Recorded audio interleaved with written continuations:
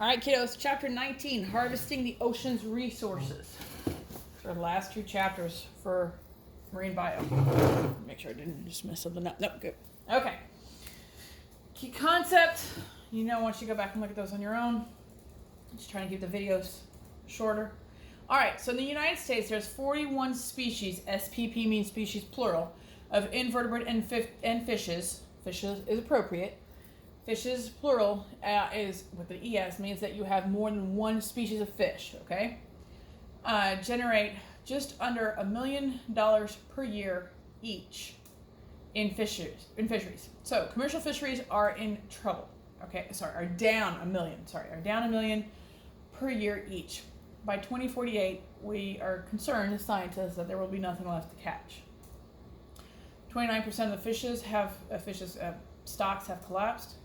Dramatic increase in fishing is a cause for it. So 60% of the commercial fishing is used for humans and 40% is used to feed livestock, believe it or not. Use of catch has become less efficient.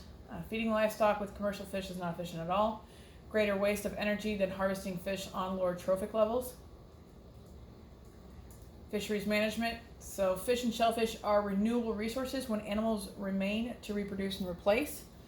Mussels is one of the reasons why mussels are so cheap to buy. Very much renewable. Clams, same thing. The goals of fisheries management is to maintain these resources with policies and catch limits. That's why it changes every year, and that's why it's so important that we follow them. Difficult, however, if the biology of them is unknown. Believe it or not, there's a lot of what we call life history that we don't know about a lot of different species.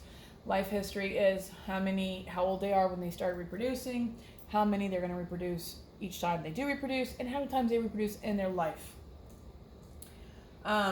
Fisheries management. This is a Pocossamus fish, or what we like to call a suckerfish in freshwater. That's the tagging that they'll have on them. So they'll monitor fish populations, determine population distribution and movement by tagging them.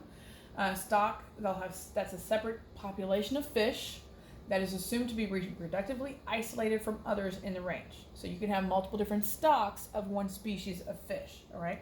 And they'll actually look at the DNA of these organisms to see how reproductively sound the different stocks are, because you don't want too much inbreeding within a stock, right? So, determining population size and age structure, you're going to do sampling experiments. You're going to catch representative samples of shellfish or fish period from different areas of the range. Sometimes it's easy to do if we're talking about shellfish or clams or oysters because they don't swim around. Fish are a lot more difficult. You do use a pursing, which we're going to talk about in a minute. And then you mark them. If they're small fish, I'll tell you how in a minute.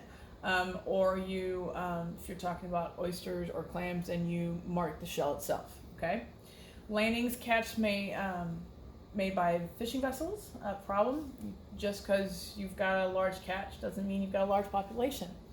If you go and you catch a lot of fish right above the drop-off, that might be because there's a huge influx of your nutrients coming up from down below from the deep ocean currents. So you've got an upwelling, that's what I'm looking for. You've got an upwelling right there. But just because you keep catching fish doesn't mean the fish are strong population-wise. You have to be careful with that, okay? For example, you catch salmon on the way in because they're coming in to reproduce. You're going to kill off a whole generation because you've caught them before you gave them a chance to reproduce.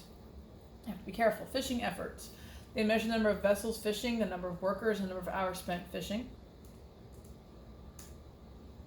Fisheries yield, potential yield, that's the number of pounds of shellfish or fish stock that can be yield per year without being overexploited.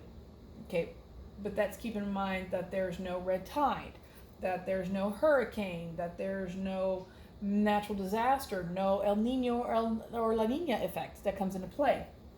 Okay, sustainable yield, maximum yield over several years that will not stress the stock. So potential, that's per year, sustainable long term.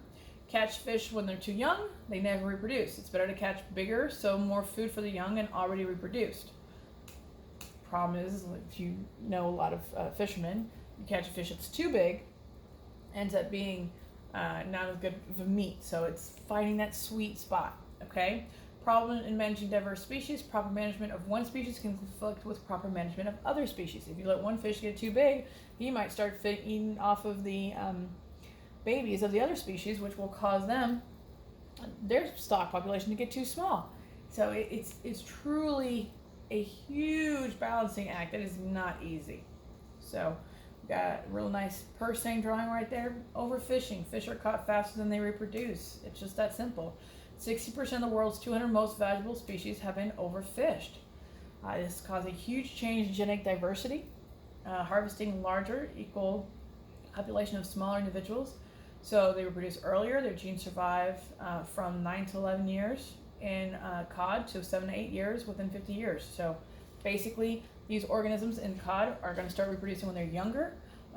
They're going to start everything. They're going to be smaller. Everything's going to start growing. And if you start looking at the actual size of fish that were caught back in, if you go to fishing restaurants when they open back up, and you start looking at the old pictures from like the 1920s, and you look at the size of the fish versus the size of the fish that we're catching lately, 100 years later, they're significantly smaller. And this is the main cause for it. Okay, trawls are going to catch a lot of fish, reduces population size, reduces genetic diversity. Overfishing, changes in species diversity can equal ecological extinction. It's going to cause a change in habitat, so we're going to have to try and control overfishing. Coastal zones, the exclusive economic zones, the EEZ. We talked about this very all the way back in the very beginning. It extends out 200 miles. The problem is, for us, we're fine, right? 200 miles, there's no countries around us. Wait a second, is that the case for everybody? All right, and actually we do have some countries where we overlap. But if you're talking about, for example, in Asia, you're going to have some of these islands that are going to overlap, some of the countries that overlap. Seafoodwatch.org, I went ahead and, let me show you real quick. It's showing you which fish are good fish to consume, which ones are good, which ones you might want to stay away from, either from mercury or from what have you. And you can type it in right here, right? So let's look at salmon, for example. We talked about salmon. And I don't have internet right now. But you can Google it yourself and play around and see what's going on and how they're doing. They also have a Seafood Watch app. It's pretty interesting, okay? So here's your EEZ zones, right? See, each one. And then here's the disputed areas right here. Asia and Russia, okay? Well, Russia's part of Asia, of course, but Southeast Asia, I should say. Cool? Good choices. You've got some really good samples right here. Which ones are good to eat? Which one has low mercury? Wild Alaskan salmon, canned or fresh. Shrimp, sardines, tilapia, scallops, oysters were good. Those are the lowest. Low mercury, that means you're okay, just be careful. But then they say swim away, stay away from swordfish, shark, king mackerel, things that are higher up on the food chain. It's called biomagnification because they're eating, you've got the small fish that are building up the mercury, that are eaten by the medium fish, that are building up more mercury, that are eaten by the large fish, that are building up more mercury, that are eaten by the big fish, and they've got the most mercury built up in them. So be careful of that, okay? And they'll flat out tell you how much tuna you can eat. All right. Wasteful and destructive fishing practices. You've got incidental catch or bycatch, trash fish, ratio of 80 to 20, depending on where you look and depending on the time. It's gotten a lot better. So it used to be 80-20. So for 20 pounds of shrimp, you get 80 pounds, 80% of what you caught. So if you got 20 pounds of shrimp, you got 80 pounds of bycatch. I'm told that's not the case at all around here, which is nice. Back in Galveston when I was in college there, it was pretty much that. It's gotten a lot better. You've got a good video right here to take a look at. It's a rough video, so if you're not doing too good, you may not want to watch it, but it's one to watch. Drift nets, they'll set them up at night and they'll pick them up in the morning. These guys can be 30 meters long, so imagine a drift net from Yulee to Jacksonville, okay? And they just lay them there and they just catch all this fish. Problem is, it's not just fish they're catching. They can kill as much as 15,000 porpoises per year. They are incredibly outlawed. But of course, it's still happening because, again, these are happening in open ocean, and the United States is in charge of 200 miles outside of its continental zone, right? Where the coast ends, we go out 200 miles in the water, and Bahamas goes out 200 miles in the water, and Mexico goes 200 miles, and Canada goes 200 miles, but the ocean goes a lot further than that. So who's in charge of that? Who's going to police that? Who's going to pay for that? Nobody can. Okay? So unfortunately, there is that going on out there. Wasteful, destructive fishing practices. Trawling, it's really an inefficient use because you catch so many other things at the same time. So you see in there, you've got shrimp, you got blue crab. Okay, well, wait a second, Miss Falk, we eat both of those. Very true. You start looking and you see flounder and you see all this other types of species of fish in there. And unfortunately, those fish, because they all get caught in the net at the bottom, they end up drowning because there's too many fish in that area and there's not enough oxygenated water in there. So they do drown. You've got squid in there. Some people do eat squid too, right? Calamari.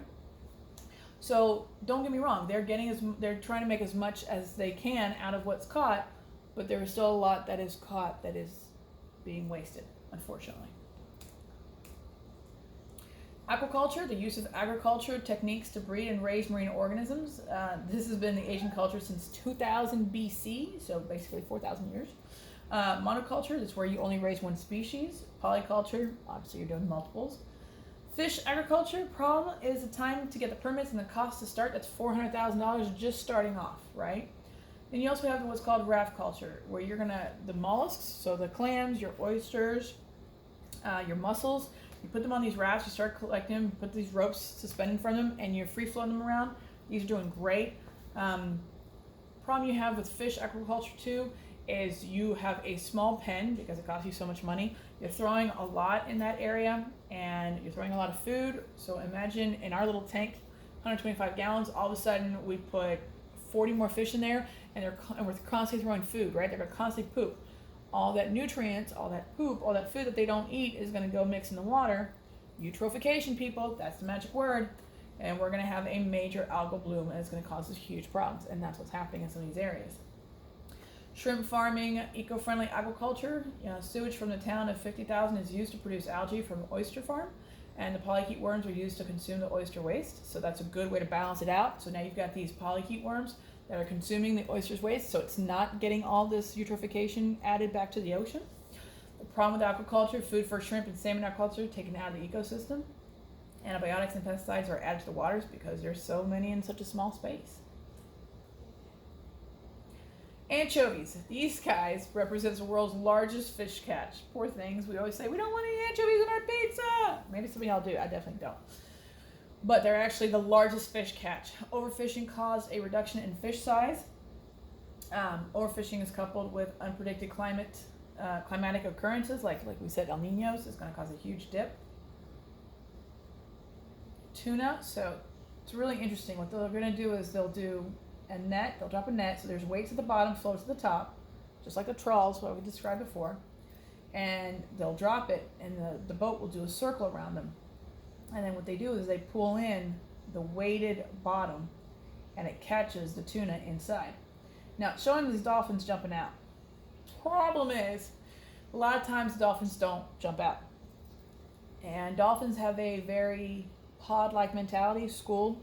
Pod is a special word for dolphins, right? Dolphin group. And they will stay in. They will not leave a single dolphin behind. When they say dolphin safe, tuna, it does not mean that none of the dolphins are harmed. It allows a very small percentage, but still a percentage of dolphins to be harmed in the catching of tuna. Dolphins will follow the tuna, and the largest is that it was estimated it was 500,000 dolphins died in 1970 alone while trying to catch tuna. That's when in 1972 the Marine Mammal Protection Act came into play.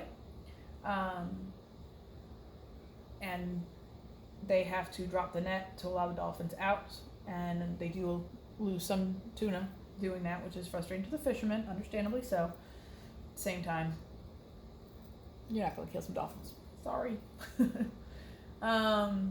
Salmon, overfishing must be avoided, a disruption of spawning grounds. Ocean ranching, you've got large populations of fish in small areas. The parasites will propagate. They're going to pass, right? You start reaching that carrying capacity, one of three things is going to happen: war, famine, and disease. That's a disease. That's a parasite getting passed around. When released, they'll pass on to the wild population. That's not good. So here we go. We got the salmon. They'll grow to maturity to come in. They release the spawn. Mature salmon are captured from the river. Sperm from the egg and the females are kept.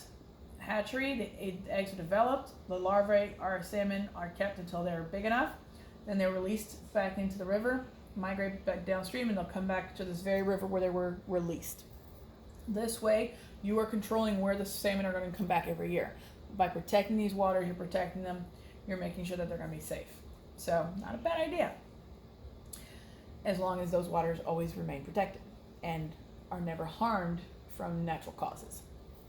Shellfish, valuable commercial fisheries, hard hit by pollution. The king crab fishery, little known of its life history, and demand is very high, so they are very much overfished. That was obviously lobster. Extraction of salt from seawater. So flower gardens are these really, really cool diving spot in the Gulf of Mexico. There's a video right there that shows you how they formed. Please take a couple minutes. Really cool. If you're ever interested in diving, check this out. It's a really cool spot to go, and you can see the hammerhead sharks come in by the hundreds and swimming just right above your head. It's a really cool area. I've always wanted to do it, haven't had a chance to. Seawater is directly into shallow ponds where it's concentrated and they'll evaporate or frozen. So that's 30% of our salt is consumed right there. You've got a video telling you some of the things that are being used. Desalination process, a way to take salt water and produce fresh water from it. It's very expensive. And the other problem is, what do you do with that excess salt? We have more salt available to us than we will ever be able to consume. And we know, because of our macromolecules, because of our proteins, what does salt do to our proteins? It denatures them, right? So not good at all. Denature changes shape of proteins, along with temperature and change of pH. Sulfides, manganese, these are all minerals that can be found in the oceans and can be mined for them. Sand and gravel, most widespread mining operation extracts sand and gravel, believe it or not. It's used for cement, concrete, building artificial beaches. We keep having to add a lot of sand to our beaches because they keep getting eroded. Calcium carbonate, these are deposits in Texas, Louisiana, Florida for lime, gravel, cement again. Tin can be extracted from the sand. Uranium extracted from bottom sediments. Platinum extracted from coastal sands. Okay, mining causes pollution, habitat destruction, but here's a really cool TED Talk. Take a minute, watch it. It's pretty cool. Fossil fuels is formed from remains of organisms that lived millions of years ago. That's why it is not a renewable resource, because it takes millions of years to build up, and we're using it way faster than the plant is able to reproduce it. Coal, formed from prehistoric swamp plants. Oil and natural gases are 90% of the mineral value found in the open oceans. Formed from remains of microorganisms called diatoms. Now, problem is, oil rigs can have issues. Deepwater Horizon, right? I think we talked about that one. If you have a chance to watch that movie, again, if you're not doing too great, don't watch it. But if you have a chance to watch the movie, depending on who you talk to, it'll tell you whether or not truly it was a true representation. It at least has partial representation of what happened. It occurred in 2010. It's been 10 years, I can't believe it, since the Deepwater Horizon oil spill occurred, and it was the worst oil spill in the history of our country. Everybody always talks about Exxon Valdez, which was in the 1970s. Shoo, nothing compared to Deepwater Horizon. Okay, so deposit sizes are larger in the ocean. Annual revenue worldwide is over $100 billion when it comes to oil and natural gas. Why there's so much money involved in it, so many companies. Methane hydrate, methane gas rapidly escapes the surface. Gas molecules are trapped by ice crystals due to cold temperature and high pressure. This is the deep depths of the ocean. Pretty cool to look at. And we're done with chapter 19. One more, guys.